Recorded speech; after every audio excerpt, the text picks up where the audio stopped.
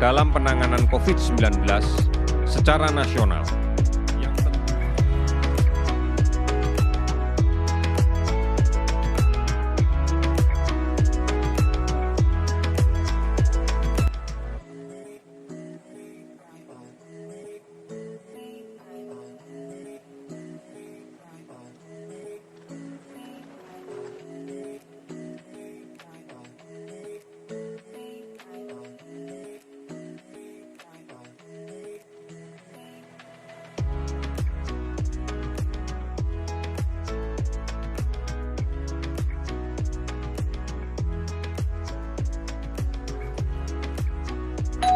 Paket.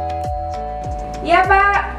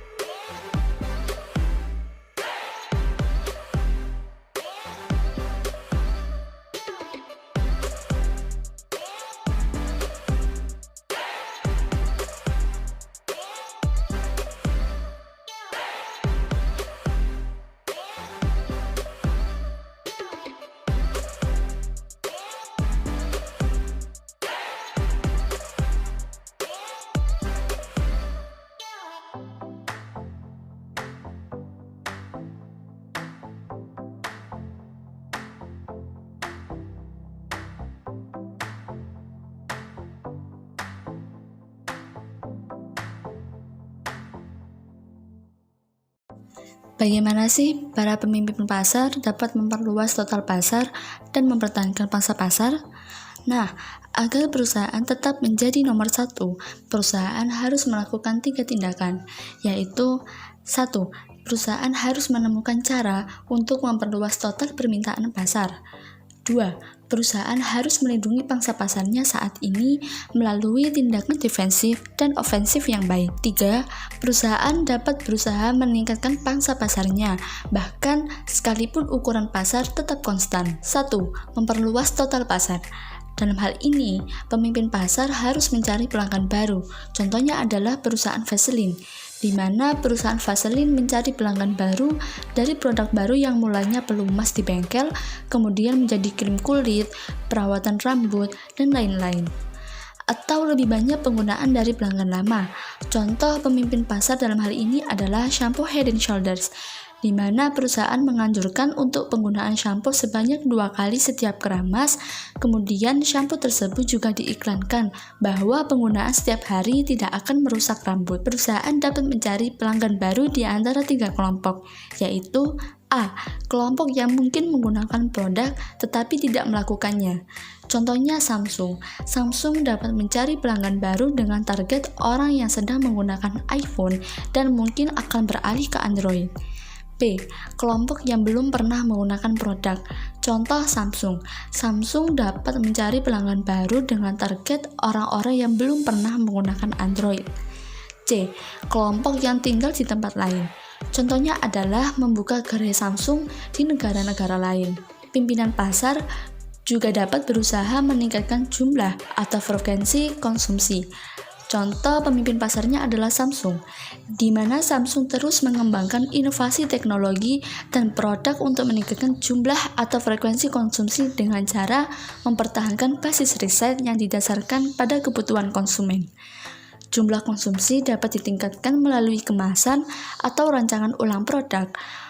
Untuk meningkatkan frekuensi konsumsi, memerlukan salah satu dari identifikasi peluang tambahan untuk menggunakan merek dengan cara dasar yang sama atau identifikasi cara yang benar-benar baru dan berbeda untuk menggunakan merek. 2. Mempertahankan pangsa pasar. Dalam mempertahankan pangsa pasar, pemimpin pasar harus melakukan strategi bertahan yang meliputi A.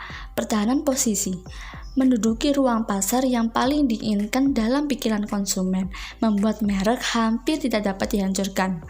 Contohnya adalah perusahaan Coca-Cola, di mana Coca-Cola telah menguasai hampir setengah pasar minuman ringan di dunia, membeli perusahaan sari buah, dan melakukan diversifikasi atau penganekaragaman ke peralatan penyulingan air dan plastik. B. Pertahanan sisi atau flank. Membangun pos-pos luar untuk melindungi garis depan yang lemah atau yang dapat bertindak sebagai basis invasi untuk melakukan serangan balik. Contohnya adalah Hypermart. Perusahaan Hypermart memproduksi barang-barang sendiri dengan label VP, yaitu Value Plus. C. Pertahanan preemptif. Perusahaan dapat menghantam satu pesaing di sini, pesaing lain di sana, dan membuat semuanya kehilangan keseimbangan, atau perusahaan dapat mencoba meraih pelipatan pasar yang fantastis. Contohnya adalah perusahaan Samsung, di mana Samsung menghantam Nokia dengan terus mengembangkan inovasi teknologinya yang beralih ke sistem Android, sedangkan Nokia tidak mau mengikuti perkembangan teknologi sehingga membuat Samsung meraih pelipatan pasar yang fantastis. D. Pertahanan serangan balik.